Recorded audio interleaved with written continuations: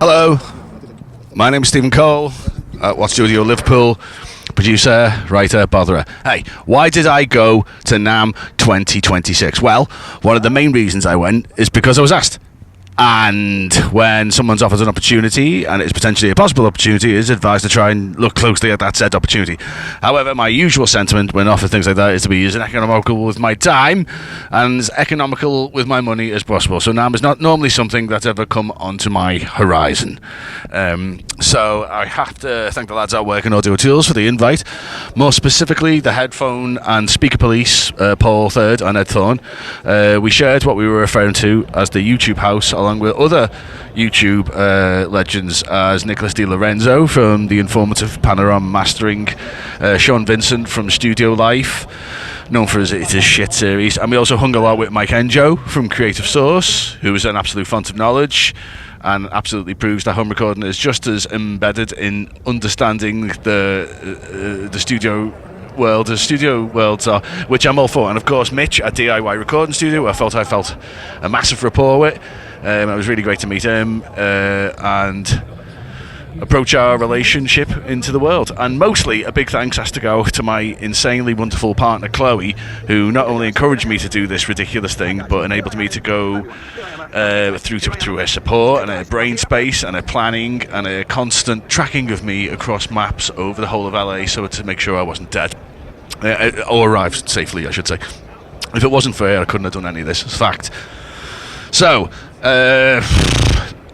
another reason I went is because I love equipment, and I love it as much as the next engineer or producer, and I'm always curious of the next few new innovations that could come out. And what I usually can do that from the safety of my own YouTube in my house. So why did I go?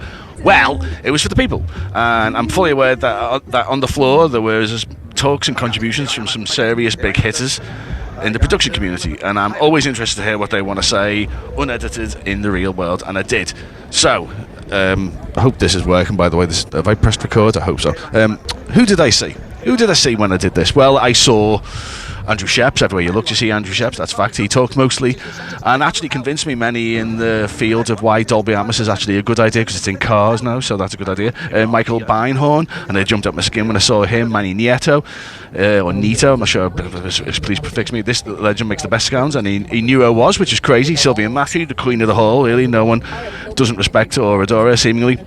An absolute sage, great producer, great with tech and great with artists too. If you don't know her, go and have a look. Matt Wallace, Faith No More, basically the Secret Six member. I'm pretty sure I called him Andy as well because I got nervous. We spoke about my studio, which he was quite interested to talk about, and then we talked about Sylvia Massey for ages, which was absolutely amazing. We met Young Guru, who's worked with KZ, De La Soul, quite a lot of the Def Jam and Rockefeller roster. He did a brilliant talk. I really enjoyed that. Mark Daniel Nelson, if you never used the internet, you probably know who he is. Daniel Thorpe.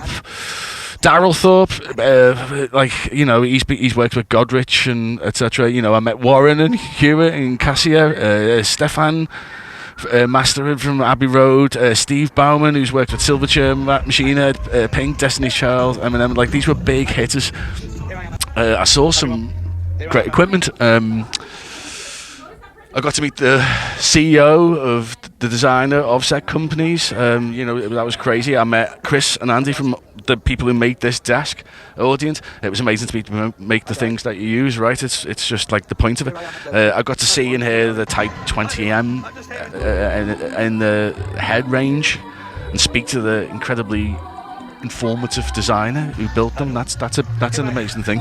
We got to hang with the lads from Make Noise Pro, and he got the flight back with them, which is always good to bump to them. Matt at Shaw, more specifically, was demonstrate the new Level Lock software and hardware combo, which is a collaboration between Shaw and Blackline Audio. Hopefully I'll be getting that plug-in, so I'll have a little play with that. Dev, I think it was Dev at Ex Machina, who demonstrated their new Terra and Gravity full range system, which I have to say blew me away. I was completely smitten in seconds, and I could have started mixing after going through my reference tracks. They were very reassuring, and I was immediately impressed. Philip at Austrian Audio gave us some appreciation and a brief relatable history of microphones. Tim from RTM, I use their tape and I always love saying hello to Tim, so every bumped you, that's funny, so it was funny to see him in somewhere else in the world. I believe his name's Imre from Gain Lab. He demonstrated the new stereo valve saturator wizard. I had a great time playing with that and whizzing through the settings, pun intended. Haven't already tried the Governor and the Impress, which I think is the Pultec style thing. I tried that in Brixton Hill. I knew it was going to be great, and it was great. It was really fast and easy to get used to. I loved it. I tried the new Biodynamic Headphone Lab, which is completely free, and for that it was great. I tried the Dan Clark Noir X, which the lads have been going on and on about, which I have to say they were very great, and we said hi to Dan. That was cool. I visited the RDZ booth where I was able to try the whole range, which was level matched, and that is insane. And I guess I could only do that type of thing at NAMM because I've always wanted to do that, where they're just, it's an absolute go through the range. Really brilliant. I tried the Icon P1X and the P1M. However, I tried them bolted together with the meter bridge and some wooden sides from that company I think they're called Mix Ends, who were out of Santa Carla, Santa Clarita or something. But that was a good rig, but because the grand and all, it was wonderful. We were able to visit the Make Create Music group, which was swanky. We visited Love and Laughter in Anaheim, Safari Pedals at East West Studios.